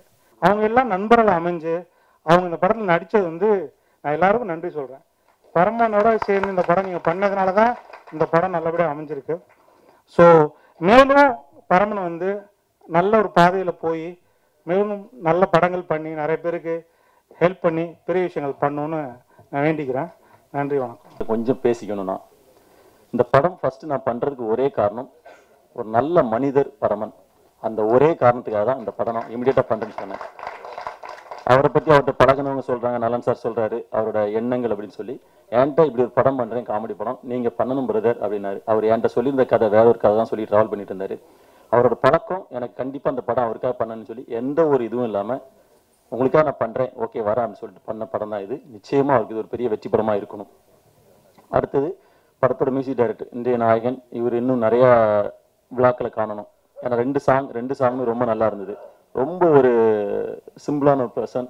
அவரே ரொம்ப இன்னும் கேரக்டர், ஆனால் சாங் ரொம்ப நல்லா இருந்தது. உங்களுக்கு என்னுடைய வாழ்த்துக்கள் சார். ஒவ்வொருத்தராக சொல்லணும். கூல் சுரேஷ் பிரதர்லேருந்து சென்ட்ராயின் சார், என் கூட நடித்த ஹீரோயின் ரோஷ்மின், எல்லாருமே அவங்கள டெடிக்கேட்டட். என்ன நண்பர் அப்புக்குட்டி, ஏன்னா இங்கே வந்து நிறையா சொல்லணும், எல்லாம் சொல்லணுங்கிறது குழம்புது. அதான் இது ரோஷ்மினை பற்றி சொல்லணும்னா ரொம்ப டெடிக்கேஷன். அடுத்தது என்ன சார் கேட்டுகிட்டே இருப்பாங்க. அவங்களும் ஒரு அடுத்த லெவலுக்கு போகிறதுக்கு என்னுடைய வாழ்த்துக்கள். அப்புறம் என் நண்பர் இவர் சவுந்தர் சொன்னார், சவுந்தருக்கு நான் வந்து வாய்ப்பு இது பண்ணி கொடுத்தேன் அப்படிலாம் கிடையாது. என்கிட்ட கேட்குற டைரக்டர் நல்ல இன்வால்மெண்ட்டாக, நல்ல டெடிக்கேட்டாக, இன்ட்ரெஸ்டாக இருக்கக்கூடிய ஒரு ஆள், அதுக்கு டெடிகேட் பண்ணக்கூடிய ஒரு ஆள் யாரா உங்களுக்கு தெரிஞ்சுன்னு சொன்னால் நான் இமீடியட்டாக சவுந்தரை சொல்லுவேன். அது ஏன்னா நான் சவுந்தர் மேலே வச்சுருந்தேன் நம்பிக்கை. அப்புறம் சொல்லப்போனால் படத்தில் வந்து சென்ட்ராயின் ரொம்ப முக்கியமான ரோல். அவர் நம்ம டைரக்டர் பரமன் சார் அவர் ரொம்ப முக்கியமான ரோல் பண்ணியிருக்காங்க. எல்லாருமே ரொம்ப நல்லா பண்ணியிருக்காங்க. முனிஷ்காந்த் சார், உண்மையை சொல்லணும்னா எல்லாரோட ஃபுல் அண்ட் ஃபுல்லாக காமெடி ஜேனலில் பண்ண படம். இந்த படம் பெரிய வெற்றி பெறணும். அந்த ப்ரொடியூசருக்கு நான் பெரிய வாழ்த்து சொல்கிறேன். ஒருத்தர் முகத்தை பார்க்காமே ஒருத்தருக்கு இன்வெஸ்ட் பண்ணியிருக்காரு. உண்மையிலே ஒரு நல்ல மனுஷங்க இன்வெஸ்ட் பண்ணியிருக்காரு அப்படிங்கிற ரொம்ப சந்தோஷம். உங்கள் எல்லாருக்குமே நன்றி. ஏன்னா ரொம்ப டைம் ஆயிடுச்சு. தேங்க்யூ. அடுத்து வெயிட் பண்ணிட்டு இருக்காரு, யார் நம்ம சொல்ல போறோன்ட்டு. நீ தான் மச்சான் சொன்னோன்னே அங்கே அதிரம் நான் வெயிட்டிங் இருக்குதான் இல்லை. என்னுடைய இனிய சகோதரர் கூல் சுரேஷ் அவர்களுக்கும், நீ எழுந்தா கூட கிளாப்ஸ் இல்லை மச்சான், பேர் சொன்னாதான். ஓகே, அப்போ அதுக்கு தான் தனியாக ஒரு டீம் மெயின்டைன் பண்ணிட்டு இருக்கீங்கன்னு நினைக்கிறேன், ரசிகர் பட்டாளம். அண்டு அருமை சித்தப்பா கிங்காங் அவர்களுக்கும், என்னடா அவ்வளோ சைஸை பார்த்து சித்தப்பா பண்ணுறீங்க. எனக்கு ஒரு படத்தில் சித்தப்பா நடித்தார், முரட்டுக்காலை படத்தில். அதனால் படத்தின் இயக்குனர் தேனி பரமன் அவர்களுக்கும், ஆக்சுவலி வந்து ஒரு நாள் வந்து நான் அவரை மீட் பண்ணி ரொம்ப வருஷம் ஆயிடுச்சு. நாங்கள் ஒரு ப்ராஜெக்டில் ஒர்க் பண்ணியிருந்தோம். அது வந்து கோச்சடையான். அவர் வந்து சப்போர்ட்டிங் கேரக்டர்ஸ்லாம் பண்ணுறதுக்கு அவர் வந்து அதில் பர்ஃபார்மராக இருந்தார். நான் தலைவருக்கு டூப் பண்ணுற அந்த பொசிஷன்லாம் ஒர்க் பண்ணேன். பல வருஷங்கள் ஆகிப்போச்சு. அது 2012 ஏப்ரல் அது மாதிரி இருக்கும்னு நினைக்கிறேன். ஒரு 10 வருஷம் பார்க்கவே இல்லை. நானும் ஒரு ஃபங்க்ஷன் போகிறேன். இந்த மாதிரி ஒரு ஃபங்க்ஷன் நம்ம 100 பேர் 150 பேர் எவ்வளோ பேரை பார்க்குறோம். இது மாதிரி 10 வருஷத்தில் எவ்வளோ ஆயிரக்கணக்கான பேரை பார்க்குறோம். கூட்டத்தில் நிறைய பேர் உண்மையிலே மாறலாம். அவங்களும் அந்த கெட்டப்புக்குள்ளே கொஞ்சம் மாறினதுக்கப்புறம் ஒரு நாள் கேட்டார், இது மாதிரி ஒரு ஃபங்க்ஷனில் மீட் பண்ணும்போது, ப்ரோ எங்கள் ஞாபகம் இருக்காருனாரு. எனக்கு டக்குன்னு இல்லைன்னு சொல்ல முடியல. எங்கேயோ பார்த்துருக்கோம், ஆனால் எங்கே பார்த்துருக்கோன்னு தெரியலையே அப்படின்னு நானும் ஒரு ரீகலெக்ட் பண்ணுறேன். ஒரு ஃபேஸ் ரொம்ப ஃபெமிலியராக இருக்குது, நல்ல பழகுன ஒரு ஞாபகம்லாம் இருக்குது. பட் வந்து எனக்கு டக்குன்னு ரீகலெக்ட் பண்ண முடியல. நமக்கு ஆல்ரெடி கொஞ்சம் ஞாபக சக்தி கம்மி. ஞாபக சக்தி நல்லா இருந்தாலும் நான் நாசால விஞ்ஞானியாக இருப்பேன். நான் வந்து நடிக்க வரேன் இல்லையா, படிப்பும் வரல, மெமரி பவர் கம்மின்றதுனால. மெமரி பவர் கம்மியாக இருக்கிறது வாழ்க்கையில் ரொம்ப நல்லது. ஏன்னா நமக்கு ஏற்படக்கூடிய கசப்பான அனுபவங்களை அன்னன்னைக்கு மறந்துடலாம். ஸோ சில நேரத்தில் ஞாபகம் மருந்து எல்லாருக்குமே வாழ்க்கையில் தேவை. ஸோ நான் வந்து ஒரு நாள் அவர் சொன்னாலும் எனக்கு ரொம்ப நேரம் ரீகலெக்ட் பண்ணுறேன், பண்ணவே முடியல. அதுக்கப்புறம் ஞாபகப்படுத்தினார், பிரதர் நம்ம கோச்சடையாவில் ஒர்க் பண்ணமே ஞாபகம் இருக்கா? ஞாபகம் இருக்குங்க, நீங்கள் என்ன கேரக்டர் பண்ணீங்க? ஸோ இந்த மாதிரி கேரக்டர்லாம் சொன்னார். அப்படி தான் திருப்பி நாங்கள் ரீயூனியன் ஆனோம். ரொம்ப நாள் கழிச்சு திடீர்னு பார்த்தீங்கன்னா டைரக்டர் அவதாரம் எடுத்து இப்படி ஒரு படம் பண்ண போகிறேன் அப்படின்னு சொன்னார். அதுக்கப்புறம் மறுபடியும் காணாமல் போயிட்டாரு. இந்த காக்கா வர மாதிரியே பறந்துடும் டக்கு டக்குன்னு, எங்கே இருக்காரு எங்கே வராருன்னு தெரியல. படம் முடிச்சதுக்கப்புறம் ஒரு நாள் அங்கே இதே மாதிரி ஃபங்க்ஷன் மீட் பண்ணால் ஒரு ஃபங்க்ஷன் இருக்குது, நீங்கள் கண்டிப்பாக வரணும்னாரு. டெஃபினட்டாக வரேன். யார் ஹீரோன்னு இனிகோ அப்படின்னாரு. இனிகோ பிரதர் வந்து எனக்கு நீண்ட கால நண்பர். நீண்ட காலம், அது எவ்வளோ காலம்லாம் தேடிட்டு இருக்காங்க. நீண்ட காலம் இண்டஸ்ட்ரியில் வந்ததுலேருந்து எங்களுக்கெல்லாம் அந்த ஒரு பரிச்சயம். இந்த மாதிரி நிறைய விழாக்களில் சந்திச்சிருக்கோம். ஒன்றா சேர்ந்து சில ப்ராஜெக்ட்ஸ் பண்ண வேண்டியது. ஸோ அந்த மாதிரியான ஒரு விஷயத்தில் அதுக்கப்புறம் நண்பர் சென்ட்ராயன் அவரும் வந்து இந்த படத்தில் ஆக்ட் பண்ணுறாரு. கூல் சுரேஷ் வந்து எங்களுக்கெல்லாம் மூதாதையர். சந்தானத்தை சினிமா கூப்பிட்டு போனதே, சினிமான டிக்கெட் ஷோ கூப்பிட்டு போனது சொல்லுங்க, காதல் இல்லைவதில்லை படத்துக்கு கூப்பிட்டு போனதே கூல் சுரேஷ் தான். அந்த படத்தெல்லாம் பார்த்தீங்கன்னா பயங்கர பாடி லாங்குவேஜ் ரியாக்ஷன்ஸ் எல்லாம் இருக்கும். அதுக்கப்புறம் ரொம்ப ஒரு எஸ்டாப்ளிஷ்மெண்ட்டுக்காக வெயிட் பண்ணிட்டே இருந்தார். ஆனால் இன்னைக்கு பார்த்தீங்கன்னா கூல் சுரேஷ் போக சொன்னால் அது தெரியாத ஆளுங்களே இல்லை, அந்தளவுக்கு ஒரு பெரிய ரீச் ஆகிருக்காரு. இனிகோ அவர்கள் வந்து தொடர்ந்து இன்னும் நிறைய ப்ராஜெக்ட்ஸ் வந்து பண்ணிட்டு இருக்காரு. அதில் வந்து இன்னொரு படம் கூட நம்ம சினிமா ஃபங்க்ஷன் தான் சொல்லலாம்னு நினைக்கிறேன். இன்னொரு டீசர் கூட எனக்கு அனுப்பிச்சிருந்தாரு, கஜானா அப்படின்னு ஒரு படத்துடைய டீசர். அதுவும் இன்னும் ரொம்ப ப்ராமிசிங்காக இருந்தது. ஸோ ஒரு படத்துடைய ப்ரமோஷன் இன்னொரு படத்துக்கான வெற்றியை வந்து இன்னும் அதிகப்படுத்துறதுக்கு அது ஹெல்ப்ஃபுல்லாக இருக்கும். எது முதல்ல ரிலீஸ் ஆனாலும் அவருக்கு வந்து அது தொடர்ந்து நிறைய வெற்றிகளையும் வாய்ப்புகளையும் உருவாக்கி தரட்டும் அப்படின்னு சொல்லி கடவுளை வேண்டி வந்திருக்கும் அனைத்து பத்திரிகை சகோதரர்களுக்கும் இனிய நண்பர்களுக்கும் என்னுடைய பணிவன்பான வணக்கங்களை தெரிவித்துக் கொண்டு விடைபெறுகிறேன். நன்றி, வணக்கம். அதாவது பார்த்தீங்கன்னா பராசக்தி படத்தில் நடிகர் திலக ஒரு பாட்டு பாடுவார், கா கா, அது எல்லாருமே நல்லா ரீச் ஆச்சு. அந்த மாதிரி இந்த டைட்டில் வந்து எல்லாருக்குமே காக்கான்ற டைட்டில் நல்லா ரீச் ஆகும். அதே மாதிரி பார்த்தீங்கன்னா நம்ம தேனி பர்மன் சார் வந்து ஒரு டப்பிங் ஆர்டிஸ்ட்டு. அவர் நிறைய படமும் நான் ஒர்க் பண்ணியிருக்கேன். ஆனால் அதில் பார்த்தீங்கன்னா ஒரு அருமையான ஒரு வேடம் கொடுத்துருக்காரு. நான் பார்த்தீங்கன்னா ஏற்கனவே வடிவால் சார் கூட வந்து பார்த்தீங்கன்னா லாரி டிரைவராக வருவேன், திருடனாக வருவேன், போலீஸாக வருவேன். இந்த படத்தில் கராத்தே மாஸ்டராக அதில் பண்ணியிருக்கேன். நான் பார்த்தீங்கன்னா ஒரு 15-20 ஸ்டூடெண்ட்டை மிரட்டுற மாதிரி பார்த்தீங்கன்னா ஒரு ஸ்டூடெண்ட்டு இவ்வளோ ஹைட் இருப்பார். அதெல்லாம் பயங்கரமாக இருக்கும், நல்லா இதுவாக பண்ணார் அது. ஆனால் ஏன்னா கராத்தேக்கு எனக்கு எந்த சம்மந்தமே கிடையாது. ஆனால் கிட்டத்தட்ட பார்த்தீங்கன்னா இது வரைக்கும் நான் ஒரு 100 ப்ரோக்ராம் வந்து கராத்தே ஃபங்க்ஷனில் நான் வந்து கலந்துருக்கேன். எல்லாருக்குமே வந்து அந்த மாணவர்களும் நான் வந்து சர்டிஃபிகேட்டு, பெல்ட், அந்த சான்றிதெல்லாம் நான் கொடுத்துருக்குறேன். இப்போ இந்த படம் வந்து வந்தால் எனக்கு கொஞ்சம் இதுவாக இருக்கும், உதவியாக இருக்கும். ரொம்ப நன்றி. அதே மாதிரி எல்லாரும் வந்திருக்காங்க. உண்மையிலே இந்த படம் வெற்றி பெற என்னுடைய மனமார்ந்த நன்றி வாழ்த்துக்கள் தெரிவிச்சுக்கிறேன். இந்த காக்கா படத்தில் வந்து நல்ல ரோல் கொடுத்துருக்காங்க. டைரக்டர் சாருக்கும் ப்ரொடியூசர் சாருக்கும் வந்து ஒரு பெரிய நன்றி. இந்த படத்துடைய கேமராமேன் சுரேஷ் சார் ரொம்ப அழகாக பண்ணியிருக்காங்க. மியூசிக் டைரக்டர் கெவின் சார் ரொம்ப அழகாக பண்ணியிருக்காங்க.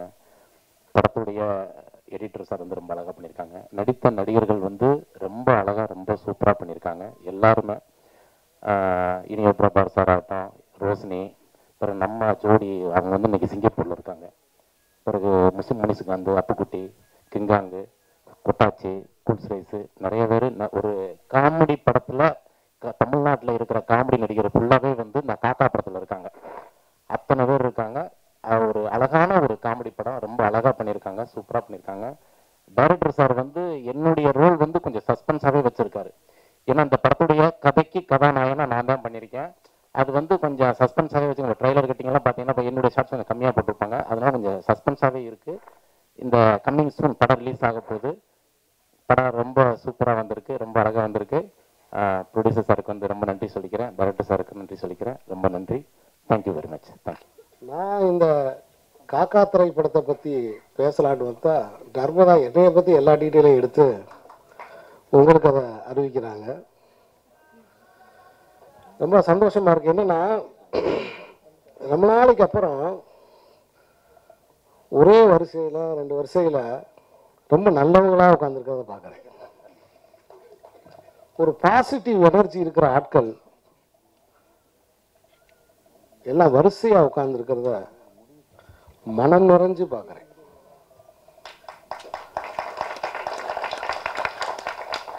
ஏறக்குறைய இங்கே இருக்கிற எல்லாரோடையும் நான் சந்திச்சிருக்கேன், பழகியிருக்கேன். அவங்களோட நான் வந்து ஏதோ ஒரு டைம் நான் ஸ்பெண்ட் பண்ணியிருக்கேன். அண்ணா கிங்கா அங்கே உட்காந்துருக்காரு. ஒட்டுமொத்த தமிழ்நாட்டுக்கே, நான் சின்ன பையனாக இருக்கும்போது ஒட்டுமொத்த தமிழ்நாட்டுக்கே கராத்தே தான் சொல்லி கொடுத்ததே அவர் தான். ஆனால் அவர் எனக்கு கராத்தே தெரியலன்றாரு. ஆனால் இன்னும் நல்லா சுறுசுறுப்பாக இருக்காரு. இந்த படத்தின் மூலமாக நீங்கள் மிகப்பெரிய ரவுண்டு வருவீங்க. என்னோட வாழ்த்துக்கள். நான் வந்து குறிப்பாக வந்து நம்ம அருமை தம்பி கூல் சுரேஷ்,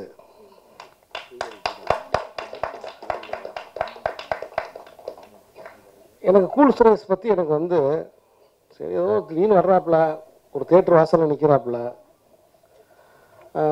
அந்த படத்தை பற்றி ஏதோ கமெண்ட் அடிக்கிறாப்புல, இப்படி தான் ஒரு அபிப்பிராயம் எனக்கு இருந்துச்சு. இப்போ நம்மலாம் வந்து ஒரு சினிமா குடும்பத்தில் இருக்கோம்.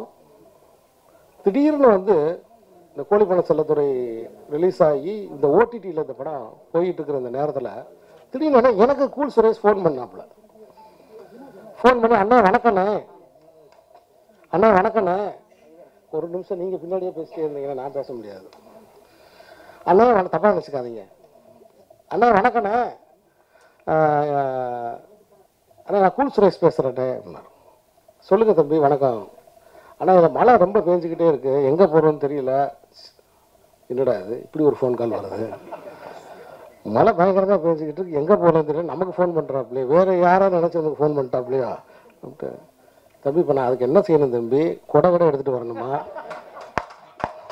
என் பேர் சீன் ராமசாமி தம்பி. ஆனால் தெரிஞ்சுதானே நான் ஃபோன் பண்ணுறேன்.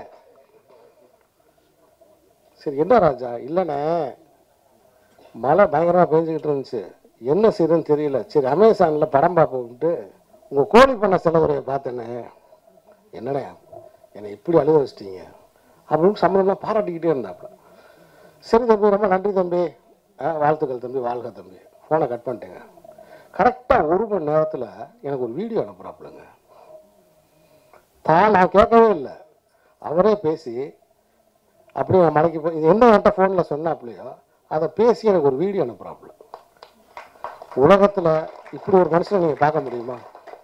நான் மனசுக்கு பிடிச்ச ஒரு படத்தை உடனே வந்து அதை பேசி அந்த இயக்குனருக்கு நான் உண்மையாக சந்தோஷப்பட்டேன். நான் உடனே ப்ரொடியூசருக்கு ஃபோன் பண்ணி ஒரு நம்பர் அனுப்பி இந்த இதை அனுப்பி சார் அவராக அனுப்புகிறார் சார் அப்படின்னு நான் சொன்னேன். ஸோ அப்படி இந்த மேடையில் ஒவ்வொரு சென்றாயன்லாம் வந்து மலையாளத்தில் அவ்வளோ பாப்புலரு. சென்றாயனோட மலையாளத்தில் வந்து அவ்வளோ பாப்புலரு. சென்றாயன் தனியாக பெரிய ரசிகர் பட்டாளமே அங்கே இருக்காங்க. அப்படி அதே மாதிரி ஹீரோயின் அவன் வந்து எனக்கு என் படத்தில் ஹீரோவை நடிக்க வேண்டியவன். இந்த படத்தோட கதாநாயகன் தம்பி என்னப்பா இனிகோ பிரபாகரன் என் படத்தில் ஹீரோவாக நடித்து எல்லாமே பேசி ஈசி முடித்து கடைசி நேரத்தில் அந்த படம் கேன்சல் ஆச்சு. இல்லை நாங்கள் 2 பேரும் சேர்ந்து ஒரு படம் எடுக்கணும். ஆடிஷன் பண்ணும்போது தான் எனக்கு தெரிஞ்சிச்சு ஒரு மிகச்சிறந்த நடிகன் தமிழ் சினிமாவுக்கு. ஒரு வாய்ப்பின் கதவை மட்டும்தான் திறக்கணும். திறக்கணுமோ இந்த காக்கா அந்த கதவை திறக்கணும்னு நான் நினைக்கிறேன். இனிகோ பிரபாகரனுக்கு ஏன்னா உங்களோட ஆதரவும் பத்திரிகையாளர்களாகிய உங்களுடைய ஆதரவும் ஏன்னா இருந்துச்சுன்னா நிச்சயம் தமிழ் சினிமாவில் ஒரு முக்கியமான கதாநாயகனாக வர்றதுக்கு வாய்ப்பு இருக்கு. அதை மொட்டை அமைதியாக ராஜாவின் பார்வையிலேன்னு படம் எடுத்த ப்ரொடியூசர் அவர். என்னை பல பேருக்கு வந்து அண்ணா வந்து கதை சொல்றது கூப்பிட்டு போயிருக்காரு. அதே மாதிரி ஜாக்குவார் தங்கம் ஜாக்குவார்னா சிறுத்தை. எம்ஜிஆர் அவர்கள் வந்து ஒரு மேடையில் நின்று பார்க்கும்போது ஒரு இளைஞர் போடுற சிலம்பாட்டத்தை பார்த்து ஆச்சரியப்பட்டு அவரே கூட்டிகிட்டு வந்து புரட்சி தலைவர் மக்கள் தலைவர் அவரே கூட்டிகிட்டு வந்து சினிமாவில் ஸ்டண்ட் மாஸ்டர் ஆகி கிட்டத்தட்ட ஏறக்குறைய 2000 படங்கள் 1000 படங்களுக்கு மேலே எனக்கு தெரியும் 2000 படங்களுக்கு மேலே. இப்பயும் காலையில் 4 மணிக்கு வீட்டில் தலையில நிற்கிறாப்புல யோகாசனமா. அந்த ஃபோட்டோ எனக்கு அனுப்புவார். இந்த வயசில் தலைகீழ நிற்கிறார் சார் அவர். சின்ன வயசா எழில் சார் என்னுடைய பிரியத்துக்குரிய ஒரு இயக்குனர். தொடர்ந்து படங்களை உற்சாகத்தோட நம்பிக்கையோடு எடுத்துக்கிட்டு இருக்காரு. அப்புறம் முக்கியமாக வந்து என்னுடைய ஹீரோ விஜய் ஆதிராஜ் சார்.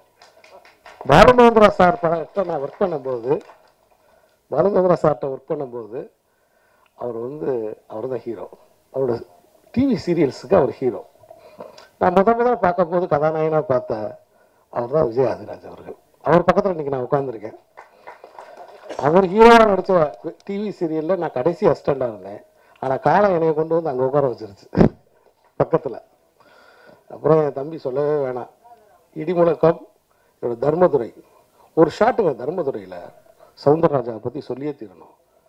யாருமே அதை செய்ய மாட்டாங்க. விஜய் சேதுபதியை அருவாளை எடுத்துக்கிட்டு விரட்டுவாப்புல தன்னோட தம்பிகளை. அப்படி விரட்டும் போது அப்படியே மேலே ஓடி வந்து அந்த சவர் வழியாக ஓடி வந்து மேலேருந்து கீழே விழுந்து தரையில் விழுகணும். ஒரே சிங்கிள் ஷாட்டை நான் எடுத்தேன். அந்த ஷாட்டை தம்பி எப்படா தம்பி விழுந்துருவியா, மாஸ்டரை கூப்பிட்டு கீழே பெட்டுக்கிட்டு போடுங்க. ஒரே ஒரு பெட்டு மட்டும் தான் கீழே போட்டிருந்தாங்க. குடு ஓடி வந்து அவ்வளோ உயரமான சவத்துலேருந்து கீழே நேச்சுரலாக அப்படி சவுந்தரராஜா வந்து அந்த மாதிரி டெடிக்கேட்டான ஒரு ஆர்டிஸ்ட் என்னோட இடிமுழக்கம்ன்ற படத்தில் நடிச்சிருக்காப்புல. ஸோ இப்படி இந்த இருக்கிற எல்லாருமே எனக்கு அப்புக்குட்டி தேசிய விருது பெற்ற ஒரு மிக சிறந்த நடிகன்.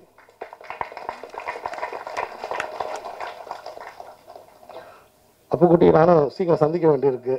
ஏன்னா அப்படி எல்லாருமே எனக்கு வந்து நம்ம ஜீவா, அதுவும் லொல்லு சபா ஜீவான்னு சொல்றீங்க, ஆக்டர் ஜீவான்னு சொல்லுங்க,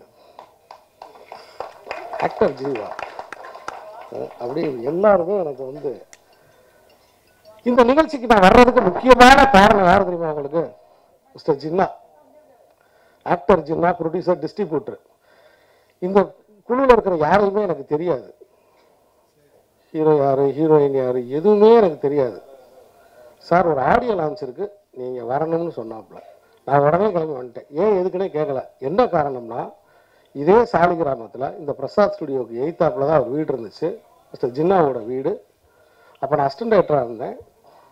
ஒரு அசிஸ்டன்ட் டைரக்டராக இருந்த என்னையை கூட்டிகிட்டு போய்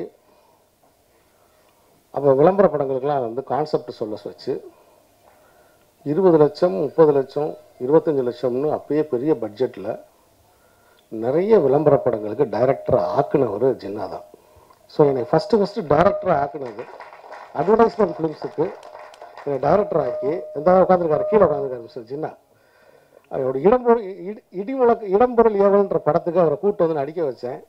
அந்த படம் இன்னும் வரல. வந்திருந்தால் அவர் வந்து ஒரு ஆக்டராக வந்து பெரிய லெவலில் தெரிஞ்சிருப்பார். ஸோ அப்படி அவர் கூப்பிட்டனால தான் நான் வந்து அந்த அந்த நன்றி எனக்கு எப்பயுமே இருக்குது சார். ஏன்னா அதனால தான் நான் சரி அந்த காலத்தில் நமக்கு அசிஸ்டன்டேட்டராக இருக்கும்போது நமக்கு வாய்ப்பு கொடுத்த தண்ணி மட்டும் வாய்ப்பு கொடுத்தாரு அப்படின்ட்டு தான் நான் வந்தேன். இந்த காக்கா அப்படிங்கிற தலைப்பு இருக்கு பாருங்க, சாதாரண தலைப்பு கிடையாது. முதல்ல இந்த இயக்குனருக்கு இந்த காக்காங்கிற தலைப்பு வச்சதுக்காக நான் பாராட்டுறேன். ஒரு மனப்பூர்வமான வாழ்த்துக்களை நான் தெரியப்படுத்திக்கிறேன். காக்காங்கிறது பறவை இனங்கள்லேயே ரொம்ப முக்கியமான ஒரு பறவை. ஒற்றுமைக்கு காக்கா தான் முன்னுதாரணம். அதுவும் இல்லாமல் சாமானிய மக்கள் அன்போடு வளர்க்குற ஒரு பறவை. ஒவ்வொரு வீட்டு ஜன்னல்லையும் வந்து அது உட்கார்ந்துருக்கும். ஒவ்வொரு வீட்டு பெண்களோடையும் அது ஸ்நேகமாக இருக்கும். காக்காங்கிறது ஒரு சாதாரண உயிர் கிடையாது. இன்னும் சொல்லப்போனால் ஹிந்து ஃபிலாசபியில் காக்கான்றது பித்ருக்கள், முன்னோர்கள். அப்படி நம் வாழ்க்கையோட இரண்டரை கலந்த ஒரு பறவை தான் அந்த காக்கா. இந்த படத்துக்கு அந்த காக்காங்கிற பேரை எதுக்காக வச்சுருக்காங்கன்னு எனக்கு தெரியாது. அது ஒரு சிம்பிளா அல்லது ஒரு கதாநாயகனோட பேரா என்னன்னு எனக்கு தெரியாது. ஆனால் காக்கா அப்படிங்கிறது மெட்ராஸில் வந்து மெட்ராஸ்ன்னு சொல்கிறேன் பாருங்கள், நாங்கள் வரும்போது மெட்ராஸாக இருந்துச்சு. மெட்ராஸில் வந்து தனிச்சு அலைஞ்சு பேச்சுலராக வாழ்ந்தவங்களுக்கு எல்லாம் சொந்தக்காரர் யாருன்னா காக்கா தான். மத்தியானம் ஆயிடுச்சுன்றது அவர் தான் சொல்லுவார், சாயந்தரம் ஆயிடுச்சுன்றது அவர் தான் சொல்லுவார். அவர் ஒருத்தர் தான் நம்மகிட்ட ஸ்நேகமாக வந்து பேசுவார்.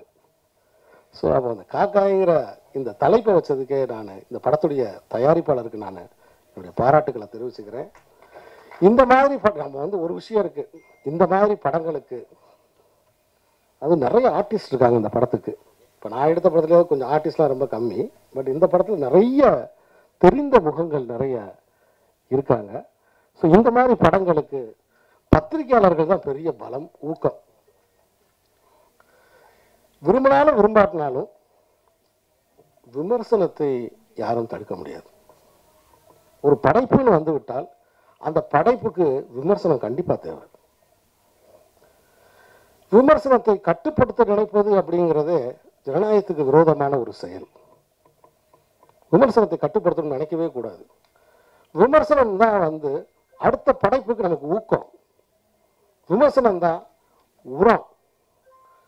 ஆனால் நம்முடைய திரையுலகம் எதை பார்த்து அச்சப்படுது, எதை பார்த்து பயப்படுது அப்படின்னா விமர்சனம் என்கிற பெயரில் வருகிற அவதூறை தான் பார்த்து பயப்படுது.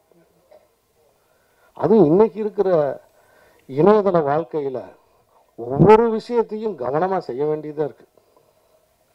ஒவ்வொரு விஷயத்தையும் ரொம்ப கவனமாக செய்ய வேண்டியிருக்கு. அப்போ நெகட்டிவ் ரிவ்யூவில் நெகட்டிவ் ரிவ்யூவர்ஸ், பாசிட்டிவ் ரிவ்யூவர்ஸ் அப்படின்னு வெவ்வேறு வகைகளை பிரிக்கிற அளவுக்கு விமர்சகர்கள் பெருகிட்டாங்க. ஸோ இது வந்து யாரும் வந்து கண்ட்ரோல் பண்ணி, ஏன்னா இதற்கு பின்னாடி இருக்கக்கூடிய தனிநபர்கள் பெருங்கருணையோட, நான் வேண்டி கேட்டுக்கிறேன், பெருங்கருணையோட. நான் சின்ன பையனாக இருக்கும்போது எங்கள் பாட்டியோட தேட்டருக்கு சினிமாவுக்கு போவேன். அப்படி ஒரு சினிமாவுக்கு போகும்போது ஒரு படம் எங்கள் பாட்டிக்கு பிடிக்கவே இல்லை. ஒரு படம் எங்கள் பாட்டிக்கு பிடிக்கவே இல்லை. இப்போ தான் எங்கள் பாட்டி இறந்தாங்க, 90 வயசில் இறந்தாங்க, மதுரையில் மேலமாசி வீதியில். அந்த படம் எங்கள் பாட்டிக்கு பிடிக்கல. படம் பார்த்துக்கிட்டு இருக்கும்போது தூங்கிட்டாங்க. வெளியில் வந்தால் அடுத்த ஷோ பார்க்குறதுக்கு கூட்டடிப்பாங்க இல்லையா, அதில் ஒரு அம்மா கேட்குது, என்னம்மா படம் எப்படிம்மா இருக்குது, என்னப்பா படம் எப்படிம்மா இருக்குது, ஒரு தடவை பார்க்கலாம்ப்பா. நான் உன்னை எங்கள் பாட்டிகிட்ட கேட்டேன், உனக்கு தான் படமே பிடிக்கலையே, தூங்கிட்டியே, அதான் ஒரு தடவை பார்க்கலாம். நீங்கள் பழைய ஆளுகள்லாம் பார்த்தீங்கன்னா ஒரு தடவை பார்க்கலான்னு சொல்லுவாங்க. அதனால் ஒரு தடவை பார்க்கலாம். ஏண்டா அவன் என்ன சரியாக எடுக்கக்கூடாதுன்னு நினச்சானா எடுத்தான், அதை அவனுக்கு தோணுனதான் எடுத்தான்டா. அவன் எவனாவது தோற்று போகணுன்றதுக்காக எடுப்பானாடா, அந்த நேரத்தில் அவனுக்கு தோணுனதை எடுக்கிறான்டா. அவனுக்கும் குடும்ப குட்டி இதுக்கு பின்னாடி தொழில் இருக்குல்லப்பா. அப்படி நம்ம நல்லா இல்லைன்னு சொன்னால் தியேட்டர் வாசலில் நிற்கிறேன் திரும்ப போயிடுவான்லப்பா.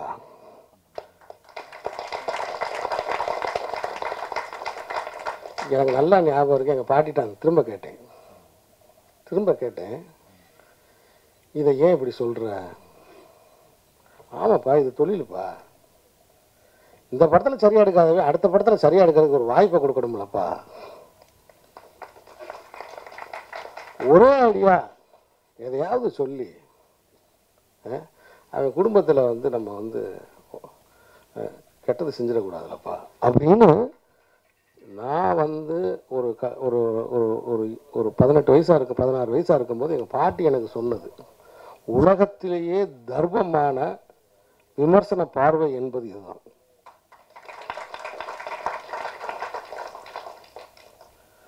அப்போ விமர்சனம் செய்கிறவர்களுக்கு கொஞ்சம் தர்ம சிந்தனை. அதுக்காக வந்து பார்க்க சரியே இல்லாத ஒரு படத்தை நீ சரியா சொல்றியா அப்படின்னு நீங்கள் ஒரு கேள்வி கேட்கணும். நான் அப்படி சொல்ல வரல. நான் அப்படி சொல்ல, அறச்சொற்களை நீங்கள் தவிர்ப்பது, அறச்சொற்களை யாருமே தவிர்ப்பது நல்லது. அடிப்படையில் இது ஒரு தொழில். நாம் கணிக்கிற சில படங்கள் சில வெற்றி பெறுகிற பொழுது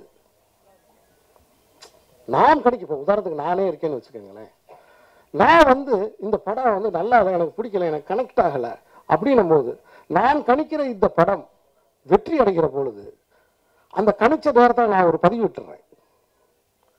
அதுக்கப்புறம் அது நான் ரொம்ப வருத்தப்படுறேன். ஆனால் பதிவு விட்டுட்டேன். என்னோட பதிவை பார்த்து அந்த பல பேர் அந்த படத்தை பார்க்காம விட்டுட்டாங்க அப்படின்னா அது ஒரு பாவத்தில் போய் சேருது இல்லையா? அப்புறம் இன்னொரு முக்கியமான விஷயம், சினிமா தாய். அந்த தாய் நலமோடு இருந்தால் தான் விமர்சகனும் நல்லா இருக்க முடியும், படைப்பாளியும் நல்லா இருக்க முடியும். ஆனால் அறிந்தோ பல திரையரங்குகள் அறிந்தோ அறியாமலோ கல்யாண மண்டபமாக மாறிவிட்டது. படங்களுக்கு மக்கள் செல்வது குறைந்து கொண்டிருக்கிறது. அதுக்கு பல்வேறு காரணங்கள் இருக்கலாம். சைக்கிள் பார்க்கிங் இல்லாமல் இருக்கலாம், பாப்கார்ன் விலை அதிகமாக இருக்கலாம், பல்வேறு காரணங்கள் இருக்கலாம். ஆனால் அடிப்படையில் அதையெல்லாம் தாண்டி உள்ளே செல்வதற்கான சாத்தியப்பாடுகளை நாம் எவ்வகையிலும் குறைக்கக்கூடாது. அப்போ இந்த தாய், சினிமாங்கிற தாய் நலமோட இருந்தால் தான் அது சார்ந்த விமர்சனமும் அது சார்ந்த தொழில். அப்போ சினிமாவுக்கு ஒரு திரைப்படத்தை முடக்குவதன் மூலமாக, ஒரு படைப்பாளி முடக்குவதன் மூலமாக, குறிப்பாக தயாரிப்பாளரை முடக்குவதன் மூலமாக என்ன மாதிரியான விஷயம் ஏற்படுதுன்னா, அவர் அடுத்தடுத்து படங்கள் எடுக்க முடியாமல் போகுது. சினிமா உலகத்திலேயே எந்த தொழிலையும் சரி, சினிமாவில் மட்டும்தான் ஒரு சிறு தோல்வியை சந்தித்தால் அந்த தோல்விக்கு காரணமானவர்கள் திரும்ப எந்திரிக்கிறதுக்கு 5 வருஷம் ஆயிடுது, 7 வருஷம் ஆகிருது, 8 வருஷம் ஆகிருது. எந்திரிக்காம போனவங்க பல பேர் இருக்காங்க. ஒரே படத்தோட இந்த சினிமாவில் அசோசியேட்டாகவே இருந்துகிட்டு இருக்கிற, கோ டைரக்டராகவே இருந்துகிட்ட எண்ணற்ற படைப்பாளிகள் இருக்காங்க. அது டைரக்டர் ஆகிட்டு மறுபடியும் அசோசியேட்டாக போய் ஒர்க் பண்ணுறதுக்கு பாருங்க, அது எவ்வளோ கொடுமையானதுன்றது எனக்கு தான் தெரியும். ஏன்னா நான் முதல் படத்தில் தோற்றவன். என்னுடைய சுய அனுபவத்திலிருந்து நான் அதை சொல்கிறேன், என்னுடைய சுய அனுபவத்திலிருந்து சொல்கிறேன். ஆகவே எல்லா வகையான நிறை குறை எல்லாவற்றையும் நீங்கள் எல்லாருமே மனிதர்கள், எல்லோருமே பிறரை வாழ வைக்கிறதுக்காக இந்த உலகத்தில் பிறந்திருக்கோம். ஆக எல்லோருடைய விமர்சனம், அதனால விமர்சனத்தை முடக்கி விடுவது, விமர்சனத்தை அது பண்ணிடுவது, தியேட்டர் வாசலில் இருக்கிற மக்கள்கிட்ட கேள்வி கேட்கக்கூடாது அப்படின்னு சொல்றதெல்லாம் இந்த பிரச்சனைக்கு தீர்வாக நிச்சயமாக இருக்காது. சம்பந்தப்பட்ட ஒவ்வொரு விமர்சகர்களும் சுய வெறுப்பு இன்றி அந்த ஏன்னா ஒரு விமர்சனம் மட்டும்தான் ஒரு கலையை செழிக்க வைக்க முடியும் அப்படிங்கிறது என்னுடைய ஆழமான நம்பிக்கை. ஏன்னா விமர்சனம் இல்லைன்னா சினிமா அடுத்த கட்டத்துக்கு வளர்ந்து போகாது, இன்னொரு கட்டத்துக்கு இடத்தை நோக்கி கண்டிப்பா போகாது. இந்த அற்புதமான இந்த நேரத்தில் இந்த காக்கா திரைப்படத்தின் இந்த காக்கா அப்படிங்கிறது திரைப்படத்தில் சிலர் பெயரை நான் குறிப்பிடாமல் விட்டிருந்தா என்னை பொறுத்தரணும்னு கேட்டுக்கிறேன். இந்த படம் மாபெரும் வெற்றி அடைய வேண்டும். இந்த படத்தின் தயாரிப்பாளர் இதுபோல 10 படங்களை இயக்க வேண்டும், எடுக்க வேண்டும். இந்த படத்தின் இயக்குனர், அவர் பேர் எனக்கு தெரியல, இந்த படத்தின் இயக்குனர் பரமன். பரமன்னால அது எங்க ஊர் பேரு, பரமன், தேனி பரமன். அதை நினைச்சேன் பார்த்தீங்களா, தேனி பரமன். தேனி பரமன் இந்த காக்காய் திரைப்படத்தின் மூலமாக அடுத்து கழுகு படமும் எடுக்கணும்னு கேட்டுக்கிறேன். அப்புறம் மயில் படமும் எடுக்கணும், மயில் படமும் எடுத்து தேசிய பறவையா மாறணும். ஏன்னா அப்படி பல படங்கள் அவர் எடுக்கணும்னு என் மனப்பூர்வமாக வாழ்த்துறேன். இந்த கோழிப்பண்டை செல்லத்துறை எனக்கு அதில் வெக்கமே கிடையாது. என்னடா நீயே கேட்குற, நான் தான் கேட்பேன், அது என் பிள்ளை. என்னுடைய கோழிப்பண்டை செல்லத்துறை அமேசான் ஓடிடியில் மிக சிறப்பாக ஓடிக்கிட்டு இருக்குன்னு எனக்கே தெரியாத தகவலை பாப்பா எடுத்து சொல்லிச்சு. 100 மில்லியன், அது 1 கோடி பேராக மாறுவதற்கு நீங்கள் எல்லோரும் வழிவகை செய்ய வேண்டும் என்று உங்களை நம்பி வாழ்ந்து கொண்டிருக்கிற இந்த சீனராமசாமி இருகரம் கூப்பி கேட்டுக்கொள்கிறேன். நன்றி, வணக்கம்.